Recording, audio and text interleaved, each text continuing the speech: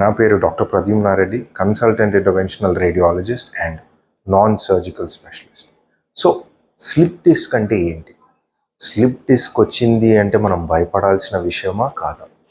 Slip డిస్క్కి సర్జరీయేనా ఏకైక treatment? Non surgical treatment ఏమన్నా ఉందా లేదా? ఈ వీడియో చూసి తెలుసుకోండి. సో మనకి స్లిప్ డిస్క్ అనేది వెన్నపూసలో బరువు బాగా ఎక్కువ పడినప్పుడు, లేకపోతే సడన్గా మూవ్మెంట్ చేసినప్పుడు కొందరికి వచ్చేదాన్ని స్లిప్ డిస్క్ అంటాము. సో ఈ మోడల్ని మనం యూస్ చేసుకుంటూ ఎగ్జాంపుల్గా తెలుసుకుందాం.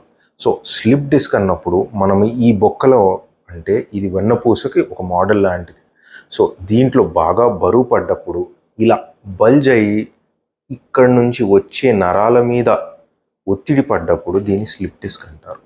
ఈ స్లిప్ డిస్క్ అంటే ఈ డిస్క్ దీనిలో ఉన్న జాగను, అంటే రెండు బొక్కల మధ్యలో నుంచి జాగలో నుంచి బయటికి, అంటే వెనక వైపు నరాల మీదకి బాగా వచ్చి పడినప్పుడు దాన్ని స్లిప్ డిస్క్ అంటాం.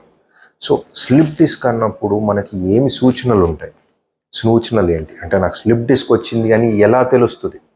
సో ఇది మెడలో వచ్చినా లేకపోతే నడుములో వచ్చినప్పుడు బేసిక్గా మనకి నొప్పి బాగా ఉంటుంది, కదలకపోవడం, కదిలినప్పుడు బాగా కష్టం అవ్వడము, మంట రావడం, అంటే ఏ నరం మీద ఒత్తిడి పడ్డప్పుడు ఆ నరం, అంటే ఆ భాగంలోకి మనకు మంటలాగా రావడము, కొన్నిసార్లు కొన్ని ఏళ్ళ తరబడి ఉన్నప్పుడు మనం బరువు లేపలేకపోవడం అనేది దాన్ని స్లిప్ డిస్క్ సూచనలు. సో ఇది మెడలో వచ్చినప్పుడు మనకి ఇక్కడ ఈ చేతిలోకి నొప్పి రావచ్చు, ఏ భాగంలోనైనా రావచ్చు, షోల్డర్లోనే కావచ్చు, చేతిలోకి కూడా రావచ్చు, నొప్పి కాకుండా మంటగా కూడా రావచ్చు.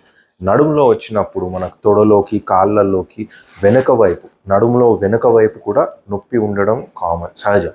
సో సర్జరీనేనా ఏకైక ట్రీట్మెంట్? సర్జరీ లేకుండా నాన్ సర్జికల్ ఏమన్నా ఉందా దీనికి? సో ట్రెడిషనల్గా సర్జరీ చేయడం అనేది జరుగుతూ ఉంది.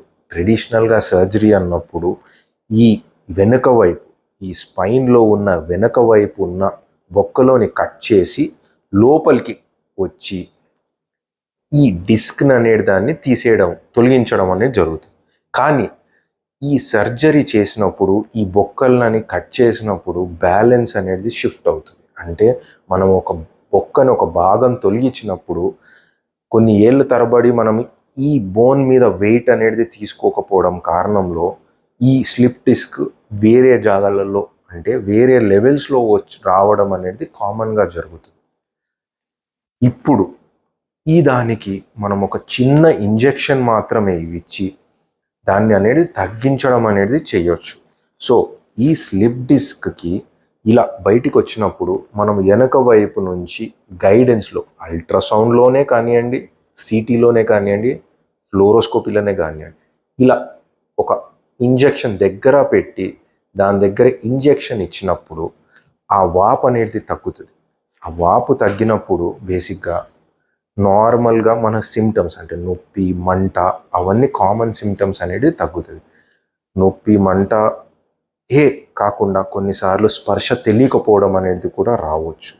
సో ఈ నాన్ సర్జికల్ గైడెడ్ ఇంజెక్షన్స్ అనే దాని గురించి తెలుసుకోవాలన్నప్పుడు మీ దగ్గర ఉన్న డాక్టర్కి దగ్గరికి వెళ్ళి ఈ అల్ట్రాసౌండో, సిటీఓ, ఫ్లోరోస్కోపీ గైడెడ్ ఇంజెక్షన్స్ తీసుకోవచ్చా, పనిచేస్తాయా లేవా, ఈ కండిషన్లో, అంటే మీకున్న కండిషన్లో డెఫినెట్గా అడగండి. ఈ నాన్ సర్జికల్ మెథడ్లో లాభపడితే స్లిప్ డిస్క్ కోసము డెఫినెట్గా మీ దగ్గర ఉన్న డాక్టర్ని కలిసి అడగడం అనేది చెయ్యండి. సర్జరీయే కాకుండా నాన్ సర్జికల్ అనే మెథడ్ కూడా ఉంది డెఫినెట్గా. Thank you.